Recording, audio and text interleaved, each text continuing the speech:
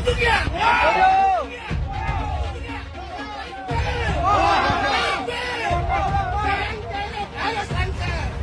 Jangan sampai hidup lagi di sini.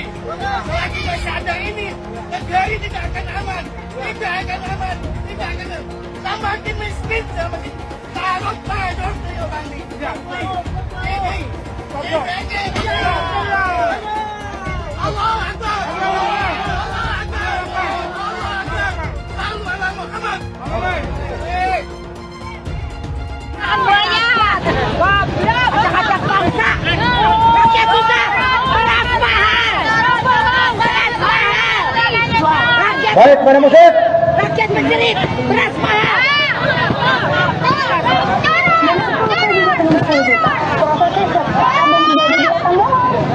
Udah.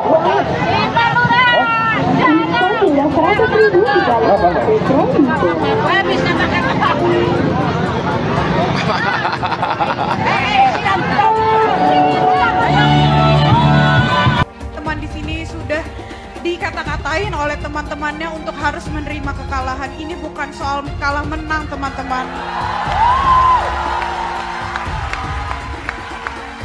Jangan ragukan kita untuk sportivitas, tapi jangan juga remehkan kita untuk melawan kecurangan. Teman-teman, sesungguhnya ini bukan soal Pak Anies Baswedan dan Pak Muhaimin Iskandar, ini soal generasi kita, teman-teman. Apakah kita sudah siap menjadi generasi yang menghalangi, yang menghalalkan segala cara untuk mendapat kekuasaan? Saya tidak mau berada di generasi-generasi tersebut. Kita melawan bukan untuk siapa-siapa, untuk anak cucu kita nanti bisa mengikuti pemilu dengan penuh keadilan. Tangkap Jokowi! Adili Jokowi! Penjarakan Jokowi! Miskinkan Jokowi! Cabut hak politiknya! Itu yang saya tuntut. Dan kepada paslon 2 Prabowo Subianto yang sudah bergabung dan mengikuti jejak kecurangan Jokowi. Ingat, rakyat sudah pintar, rakyat tidak bisa dibohongi. Untuk itu saya akan terus menuntut dan kepada Tito Karnavian yang sedang menjabat menjadi menteri pada saat ini, jangan seenaknya menunjuk pemimpin-pemimpin daerah. Hanya itu yang ingin saya sampaikan. Jadi setiap akan diperiksa itu ada hambatan politis, psikologis, karena selalu dituding ingin menjegal Anies. Karena formula itu kan itu psikososial. Sehingga KPK itu setiap nyebut mau menyelidiki gitu, orang mau demo, KPK-nya mau dibakar. Kalau ini ya untuk menjegal gitu. Sehingga ya gamang. Apakah kasus korupsinya ada indikasinya kuat? Laporan BPK. Laporan BPK itu menyimpulkan Formula E tidak boleh dibiayai oleh APBN maupun APBD. Firm itu ya? Firm, karena menurut undang-undang yang boleh dibiayai oleh APBN, APBD itu undang-undang olahraga tertentu yang disukai rakyat secara masif. Nah, lalu disebut yang masif itu apa? Sepak bola, voli, bulu tangkis, sirkuit itu tidak ada. Nah, lalu BPK minta ini supaya didalami, ada indikasi tidak benar. Nah, setiap ini mau didalami, ribut, katanya mau menjegal Anies gitu. Sehingga sekarang ya kalau pertimbangan politisnya begitu, saya bilang silakan aja KPK. Tapi kalau Anda tanya ke saya, bukan bahkan saya ya, KPK itu kan banyak. Kalau Anda tanya ke saya, Anda pedulikan itu tegakkan. Ngomongin koalisi perubahan, koalisinya Abah Anies emang nggak pernah ada habisnya. Koalisi perubahan ini solid banget, tapi bukan solid dukung Abah Anies ya, tapi solid untuk merubah. Bulan Februari aja belum selesai, tapi Nasdem sama PKB bau-baunya mau ninggalin Abah Anies nih. Kemarin Pak Surya Paloh ketemu Pak Jokowi di istana, terus PKB santer banget kabarnya bakal gabung koalisi pemerintah. Ini mah karma is real guys. Pas debat kemarin, Abah Anies nuduh Pak Prabowo nggak kuat jadi oposisi. Ini partai koalisinya belum apa-apa udah mau nyebrang aja ke kubu yang menang. Untuk Abah Profesor Anies Rashid Baswedan, sebelum nasehatin Pak Prabowo, tolong nasehatin partai koalisi Abah Anies dulu ya. Udah, gitu aja lah. Aduh, mohon maaf. Halo, Kubu 02. Saya sebutin aja deh, si Gibran dan Pak Wowo. Makan gratisnya makan yang apa dulu dong? Minum susu basi. Makan gratis, makanan apa dulu? Aduh deh, aduh ya Allah. Zaman gini kok makan gratis. Hai, jangan mau dibodoh-bodohin dengan bocah kencur. Bocah kencur yang nggak ngerti apa-apa. Sekolah aja, mohon maaf tanda kutip, mau memimpin negeri terbesar ini. Hai rakyat, sadar kalian. Jangan cuma dimakan gratis. Hello, sadar kalian, cerdas. No. Nggak setuju? Tidak setuju. Makan gratis nggak setuju. Makan gratis kami masih sanggup. Namanya kami makan, kami hidup. Kalau kalian setuju dengan makan gratis, karena hidup kalian berarti tergantung oleh kubu 02. Berarti kalian bodoh. Mantap. Bodoh. Oke Bu. Oke, jangan. Ibunya semangat banget nih guys. Bu, Allah bilang apa? Qatiluhum, lawan mereka. Betul, kita harus revolusi. Allah yang bilang, yu'adzibumullah, Allah yang akan mengazab mereka.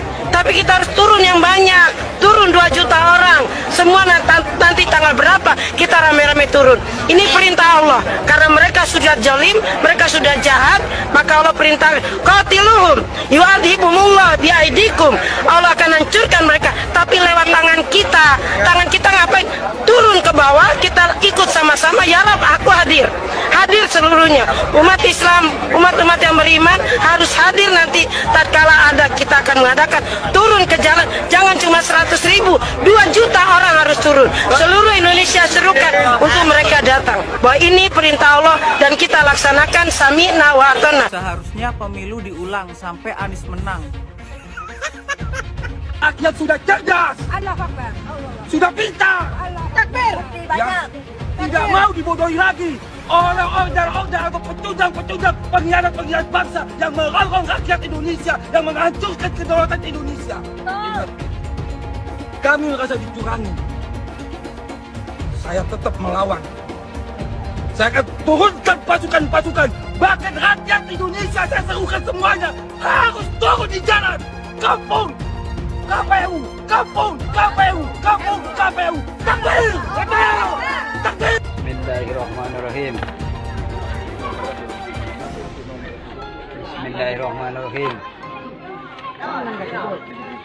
Bismillahirrahmanirrahim. Sekarang pemilu Pilpres sudah selesai. Sudah tiba waktunya Anda untuk segera mengundurkan diri. Karena tidak elok dilihat Anda memakai mobil dan fasilitas mewah sebagai menteri, karena Anda ditunjuk oleh Jokowi sebagai menteri, tapi Anda terang-terangan melawan beliau berhaluan politik, berbeda haluan politik. Mundurlah sebagai menteri baik-baik agar Anda terhormat. Ada teman-teman kita yang ditawarin. Yang ditawarin. Jadi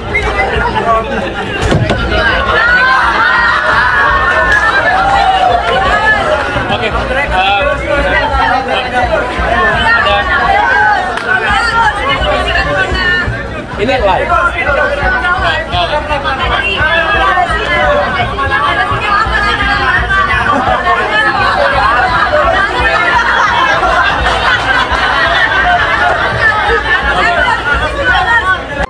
Ya tetap aja, tapi datamu itu ngawur. Bilang angin nggak punya KTP segala. Saya yang malu. Haduh, Nies.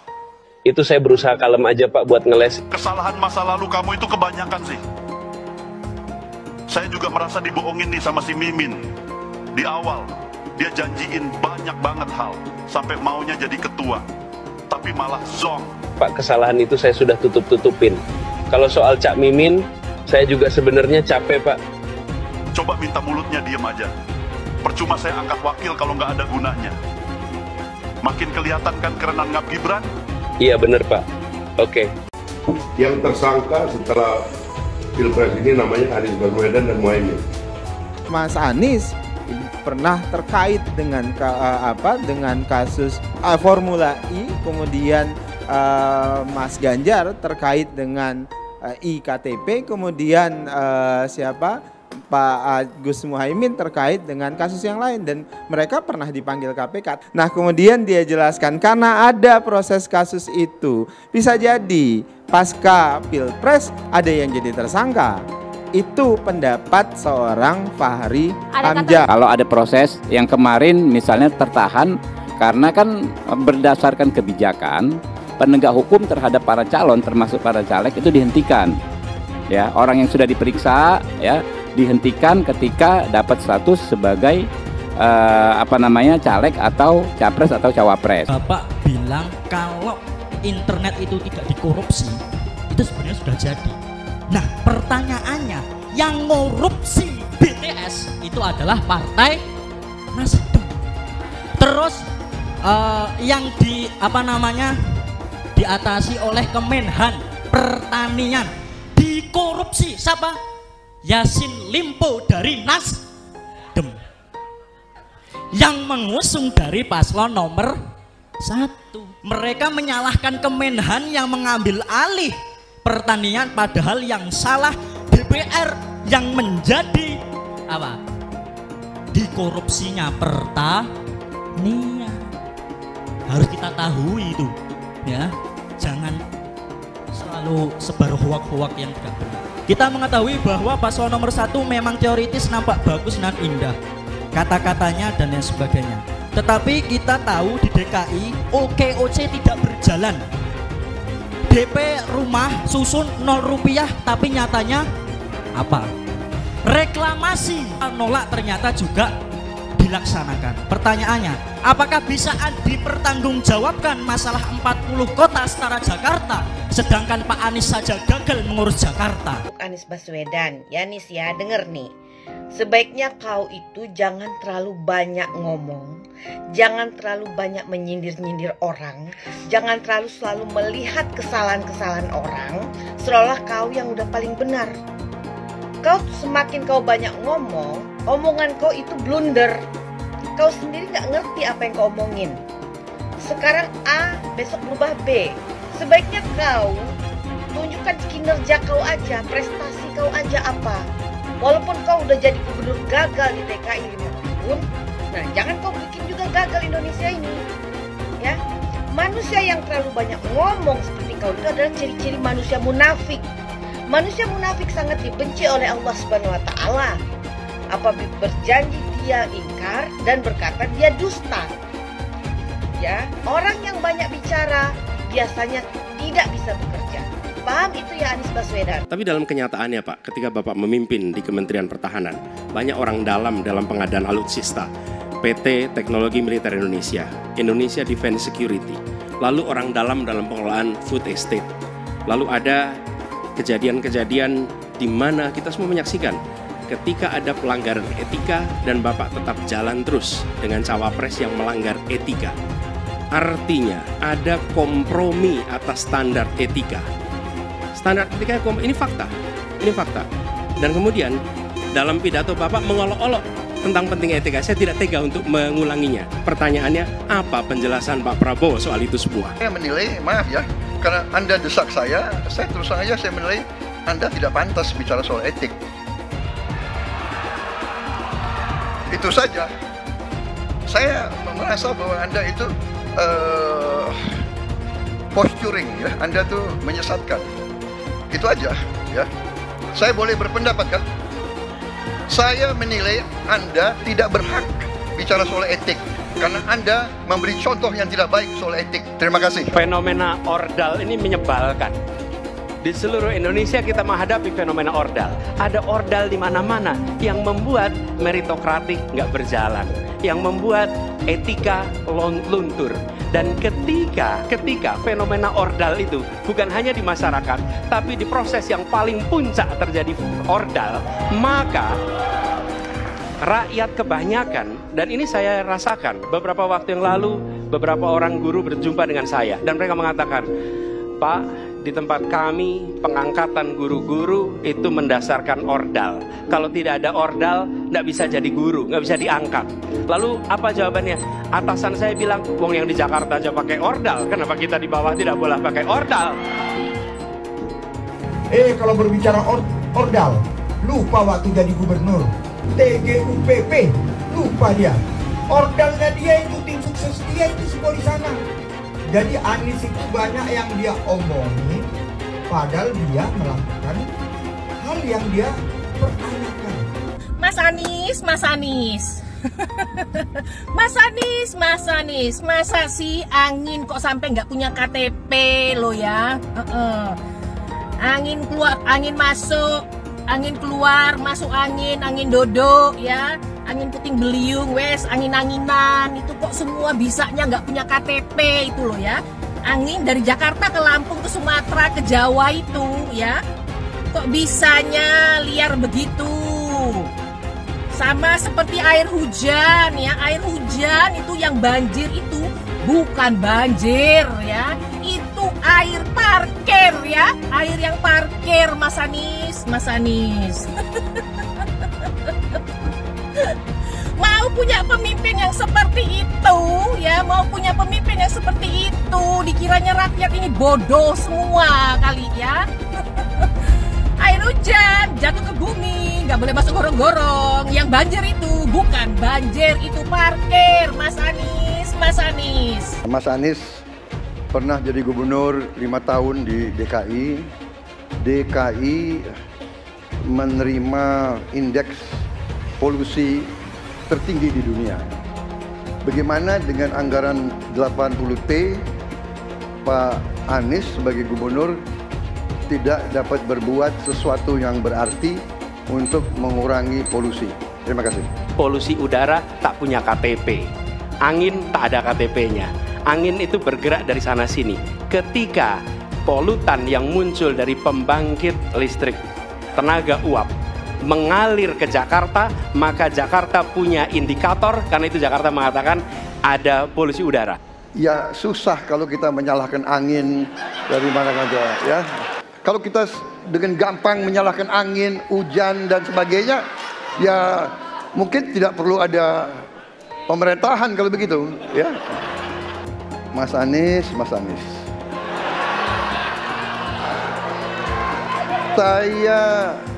Saya berpendapat Mas Anies ini agak berlebihan. Mas Anies mengeluh tentang demokrasi ini dan itu dan ini. Mas Anies dipilih jadi gubernur DKI menghadapi pemerintah yang berkuasa. Saya yang mengusung Bapak.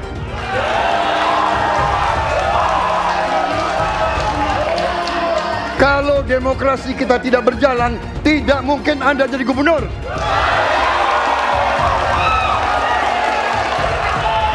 Kalau Jokowi diktator, Anda tidak mungkin jadi gubernur. Saya waktu itu oposisi, Mas Anies. Anda ke rumah saya, kita oposisi, Anda terpilih. Apa yang bisa diharapkan dari Anies? Nggak ada. Jakarta amburadul.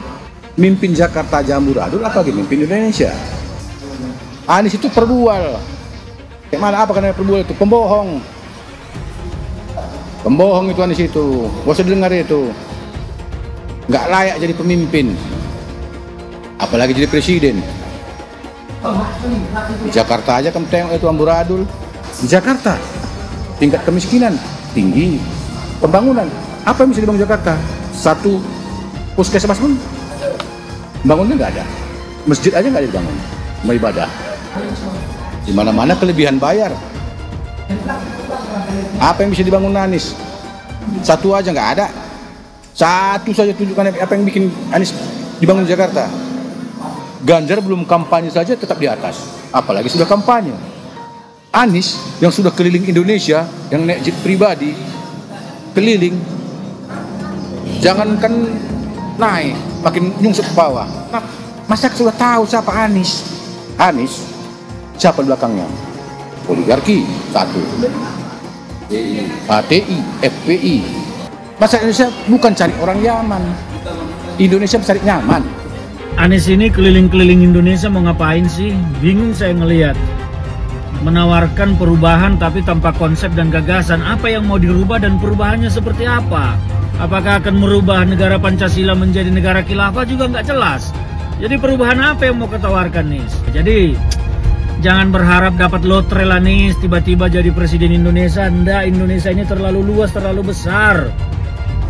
Jangan bermimpi lah. Bicara ke sana ke sini keliling Indonesia seolah-olah paham dan mengerti masalah negara.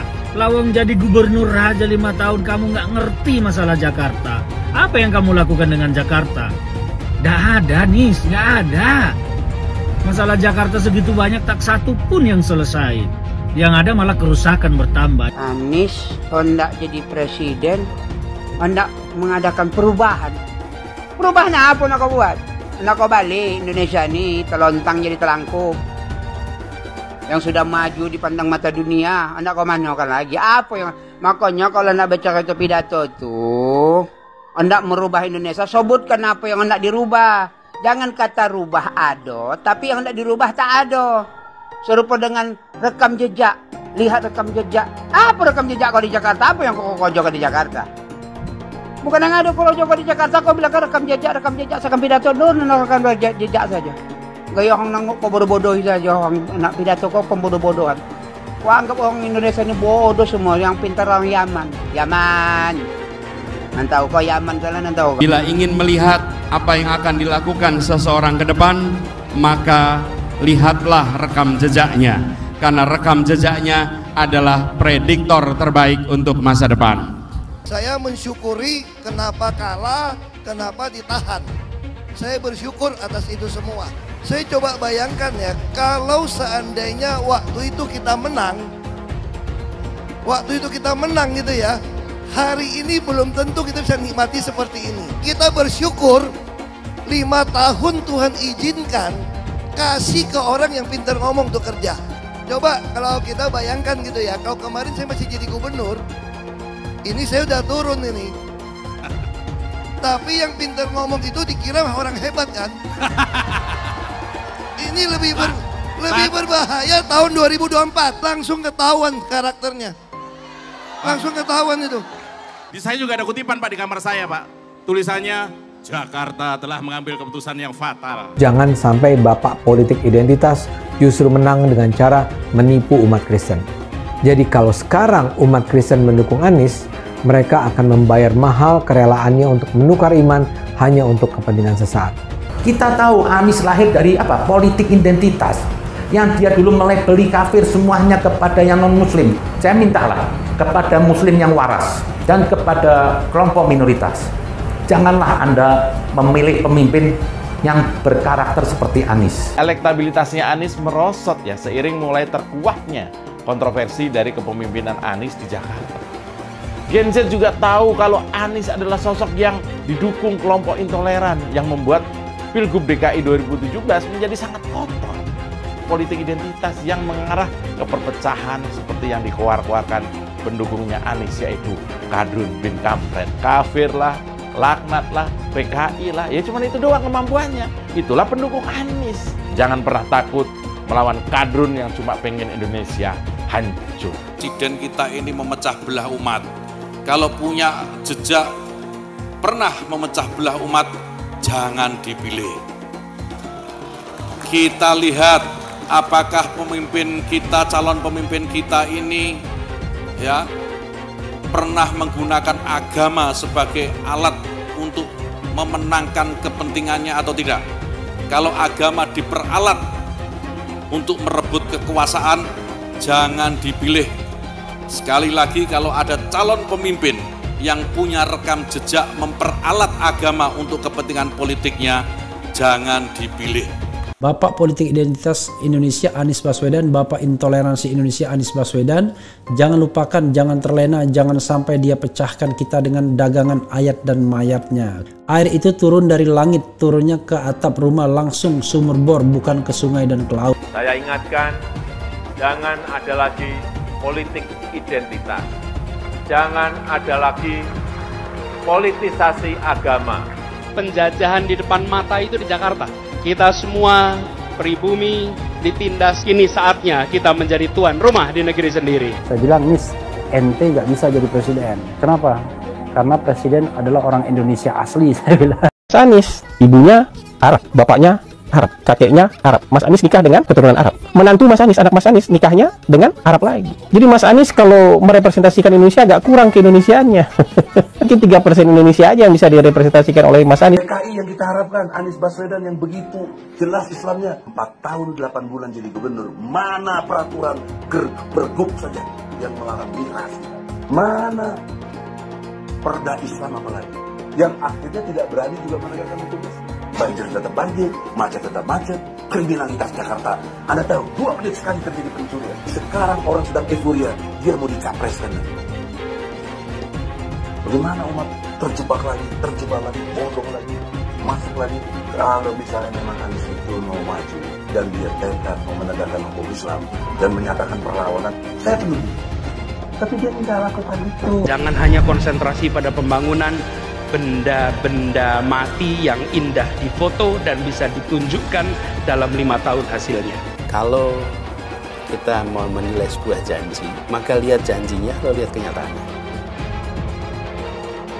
Dulu janjinya apa ya? Dan ini aneh, betul-betul aneh. Ini bukan kampanye, tapi saya sampaikan sini. Di satu sisi menyiapkan jalur-jalur air untuk dikirim ke laut, di sisi lain di lautnya dipasang dengan pulau reklamasi, tinggal tunggu waktu jadi rob, air balik. Dan ini melawan sunnatullah. Kenapa? Air itu turun dari langit ke bumi, bukan ke laut. Harusnya dimasukkan ke dalam bumi, masukkan tanah. Di seluruh dunia air jatuh itu dimasukkan ke tanah, bukan dialirkan pakai gorong-gorong raksasa ke laut. Jakarta telah mengambil keputusan yang fatal. Bukan banjir, itu memang parkir air. Bukan banjir, itu memang parkir air. Masyarakat berkeliling dengan membawa toa untuk memberitahu semuanya, termasuk sirine. Kaibon 82 miliar. Apa alat transportasi yang dimiliki oleh hampir setiap orang? Alat transportasi yang dimiliki semua orang adalah kaki. Kalau seandainya orang Jakarta percaya Pak Anies jadi gubernur pun, saya berani jamin kok dia akan lakukan normalisasi yang sama seperti saya lakukan kok. Gak usah bohong lah. Ketika air sampai di muara, maka siap untuk dipompa ke laut. Pancasila Soekarno, ketuhanan ada di pantai. Anak Tuhan dari mana? Kalau Yesus anak Tuhan, bidangnya siapa? Besok di seluruh wilayah Indonesia kami katakan damai. Iblis hanya menggoda orang yang beriman. Makanya jarang-jarang orang kafir kerasukan setan. Yang kerasukan setan itu orang baik-baik. Jarang, saya belum pernah nengok Cina kerasukan setan. Pernah tak Ahok itu kerasukan setan? Enggak, setannya juga. Karena sesama setan dilarang saling menggoda. Karena di salib itu ada jin kafir. Haleluya. Kepalanya ke kiri apa ke kanan?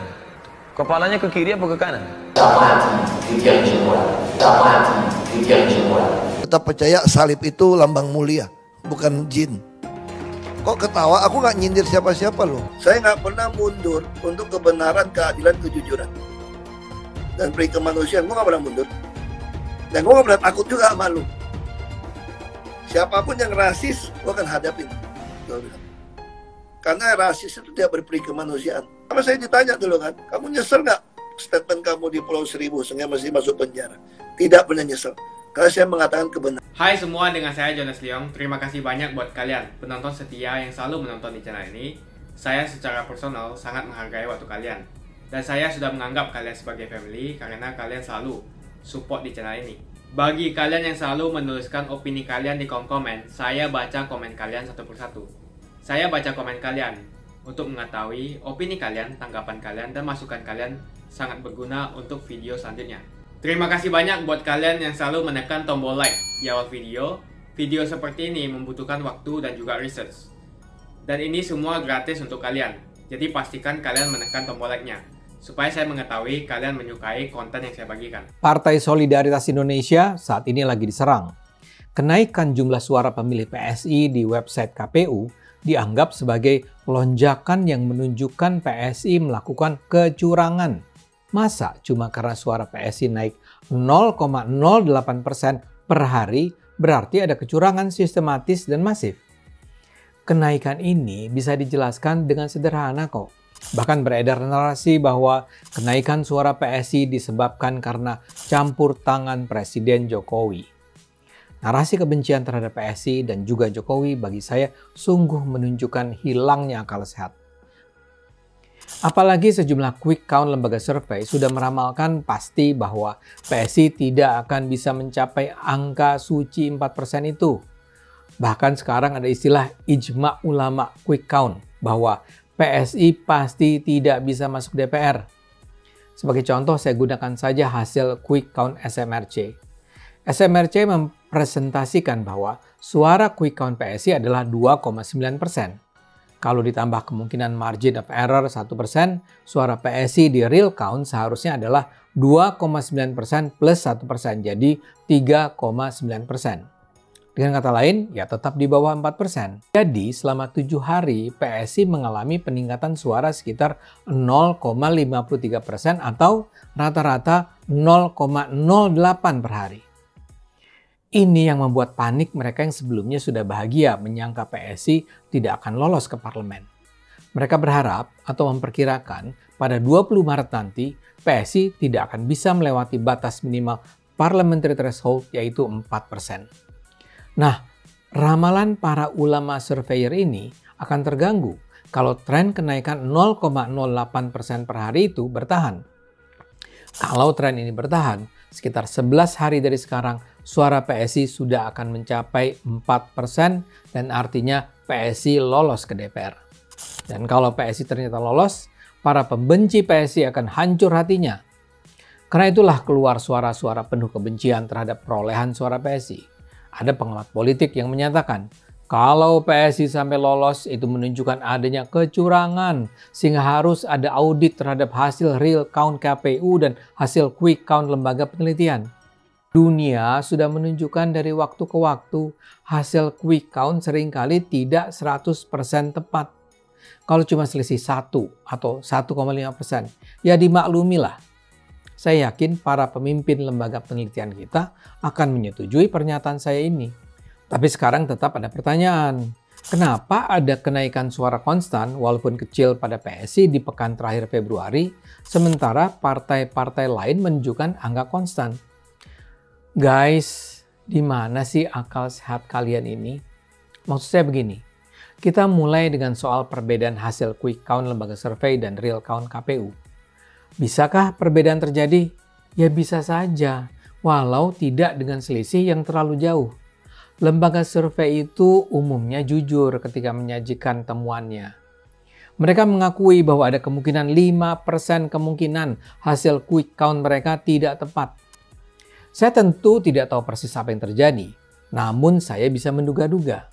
Ingat ya, saya tidak membantah sama sekali bahwa ada kemungkinan kecurangan. Tapi kalau kenaikan 0,08% per hari dianggap sebagai bukti pasti ada kecurangan, tidakkah dugaan serupa harus ditujukan juga pada kenaikan suara di masa awal penghitungan suara partai-partai lain? Pertanyaan saya, tidakkah serangan fajar itu haram dalam pemilu? Jadi kalau soal kenaikan suara 0,08% per hari adalah persoalan besar yang harus didalami, praktek serangan fajar itu juga harus diperiksa dong secara serius. Sekitar 13,9 responden menyatakan pernah menerima serangan fajar dari Partai Kebangkitan Bangsa dan 12,6 responden pernah menerima serangan fajar dari PDIP. Serangan fajar itu artinya imbalan agar responden memilih caleg yang diajukan partai tersebut. Nama PSI sama sekali nggak disebut. Tapi taruhlah, kita abaikan saja dulu soal serangan fajar ini. Sekarang kembali. Mengapa ada kenaikan suara PSI sebesar 0,08% per hari? Saya cuma bisa menduga-duga ya.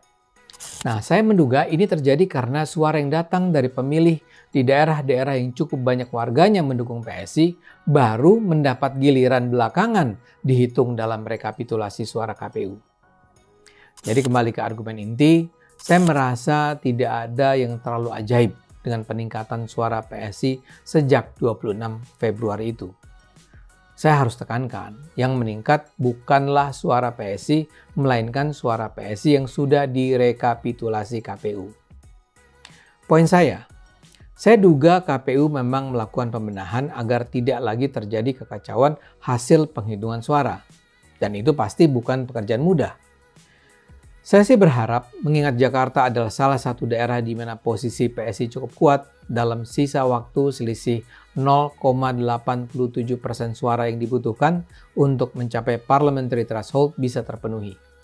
Segala tumpahan kebencian dan tuduhan terhadap PSI ini mungkin memang tidak didasarkan penilaian objektif dengan menggunakan akal sehat.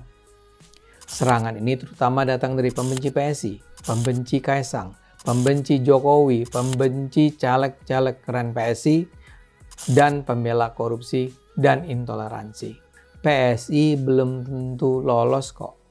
Suara PSI masih 3,13%, masih jauh dari 4%. Karena itu, buat para pembenci PSI, tenanglah. Harapan kalian bahwa PSI tidak bisa lolos ke DPR untuk memerangi korupsi dan intoleransi belum tentu punah. Saya sendiri percaya kebenaran akan menemukan jalan. Kami hanya berbuat yang terbaik dan biarkan Tuhan menyelesaikan hasil akhirnya. Kemungkinan satu-satunya yang menggunakan politik identitas adalah hanya Anies Baswedan. Pertanyaan itu lantas saja menimbulkan amarah di kubu Anies, salah satunya dari kelompok khilafah. Orang kepercayaan Anies menyatakan politik identitas adalah framing yang selalu dibangun untuk menyudutkan, padahal selama kepemimpinan Anies Baswedan sebagai gubernur tidak sekalipun Anies membeda-bedakan warga berdasarkan agama dan ras. Buat saya, apakah benar menyebut politik identitas itu adalah sekedar framing untuk menyudutkan Anies? Saya akan membantah pernyataan itu. Kubu Anies terus berusaha mengaburkan makna politik identitas. Mereka berulang kali bilang bahwa identitas adalah hal yang alamiah dalam kehidupan manusia. Jadi apa salahnya dengan menonjolkan identitas keislaman seorang calon presiden? Tapi saya yakin Anies tahu yang dimaksud dengan politik identitas adalah politik yang menggunakan agama sebagai alasan mengapa seorang kandidat harus dipilih atau mengapa seorang kandidat jangan dipilih. Politik identitas ini sangat berbahaya. Politik identitas membuat masyarakat menjadi tidak rasional dalam berpolitik. Yang menjadi faktor utama dalam politik identitas adalah agama. Seorang kandidat akan dipilih karena agamanya, terlepas dari apakah dia melakukan korupsi atau melakukan pelanggaran HAM. Ketika politik identitas digunakan, maka ini akan berpotensi konflik, karena usai pemilihan konflik itu akan terus berlangsung dalam waktu yang lama. Masalahnya, ada alasan yang cukup kuat untuk menduga bahwa Anies sangat mungkin menggunakan politik identitas, yang memang dikatakan normal ketika menjabat sebagai gubernur DKI. Dalam proses menjadi gubernur, kubu Anies jelas-jelas menggunakan agama sebagai alasan untuk menjatuhkan Ahok. Anies jelas-jelas menggunakan agama sebagai alasan untuk menjatuhkan Ahok, sampai akhirnya Ahok dipenjara. Jadi ada track record sebelumnya bahwa Anies bisa menggunakan politik identitas untuk mencapai tujuannya. Anies sangat mungkin menggunakan politik identitas karena ini memang keunggulan komparatif dari Anies. Dia mungkin saja seorang doktor dari Amerika Serikat, tapi rekam jejak kepemimpinannya sangat tidak bagus. Dia gagal sebagai rektor Paramadina, gagal sebagai menteri, dan gagal sebagai gubernur.